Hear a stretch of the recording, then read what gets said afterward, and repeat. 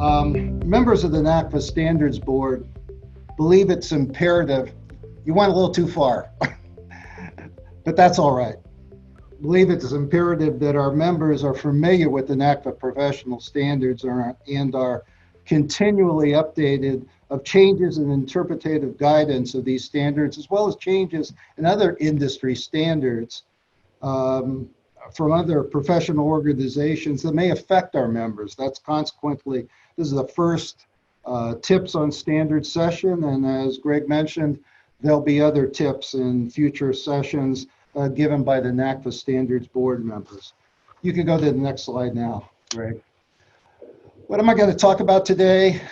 What new industry standards are effective in 2020, or changes in these standards that are effective this year? What do these industry standard changes mean with respect to the current projects being worked on by the NACFA Standards Board? And then what tentative topics will be covered during each of the tips on the standard sessions over the next few months? You can go to the next slide, Greg.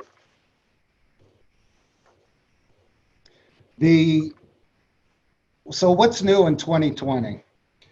The Forensic and Valuation Services Executive Committee of the AICPA issued a statement on standards for forensic services, number 1, that's effective for engagements accepted on or after January 1st of this year.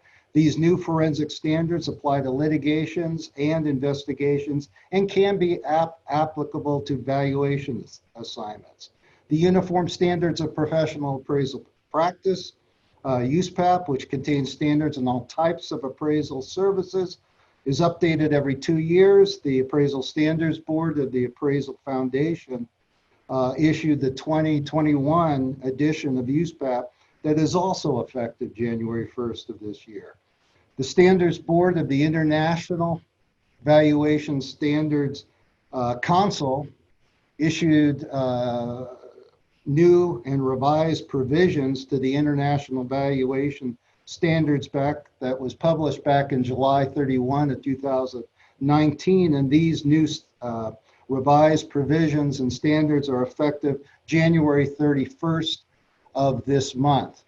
Since the Royal Institution of Chartered Surveyors, RICS, adopts the IVS as part of their appraisal standards, they also have provided some changes to their RICS or Red Book standards, which is again effective January 31 of 2020. You could go to the next slide.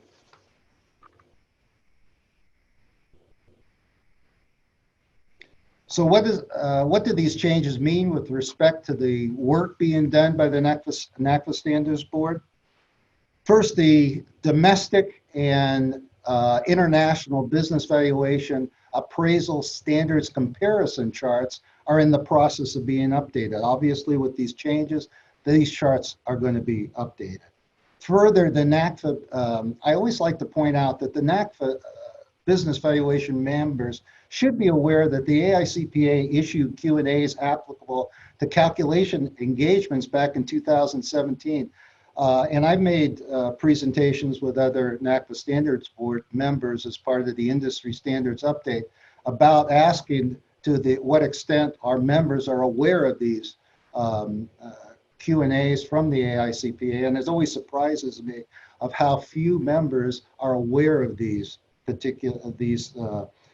Q&As from the AICPA. There's, I think, 48 questions and answers.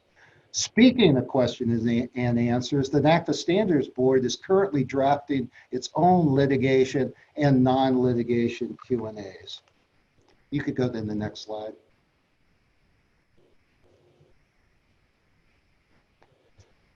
So what are the, I'm going to mention one other item, but you could stay at this slide.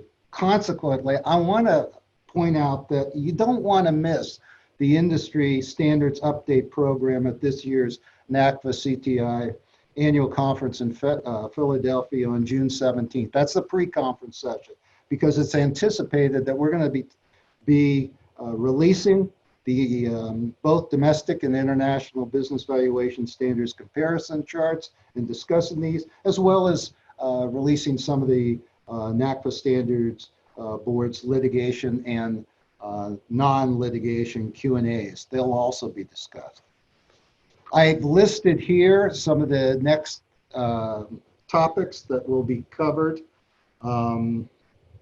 including in February, there's going to be a discussion, more in-depth discussion of the Statement on Standards for Forensic Services, #1, that was issued by the AICPA. In March, I'll be back to discuss the 2021 edition of the USPAP changes. In April, there'll be a discussion of the international valuation changes that were introduced by the International Valuation Standards Council. In May, there'll be a discussion of the new NACFA standards tools, as well as probably a preview of the of June's annual industry standards update.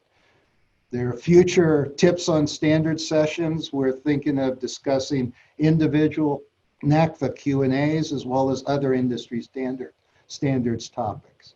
You could go to the next slide, Greg. I've listed here the NACFA professional standards, the link to that, as well as both the business valuation, domestic and international comparison charts. You get next slide. We've also listed here on our website the BV standards resource tools.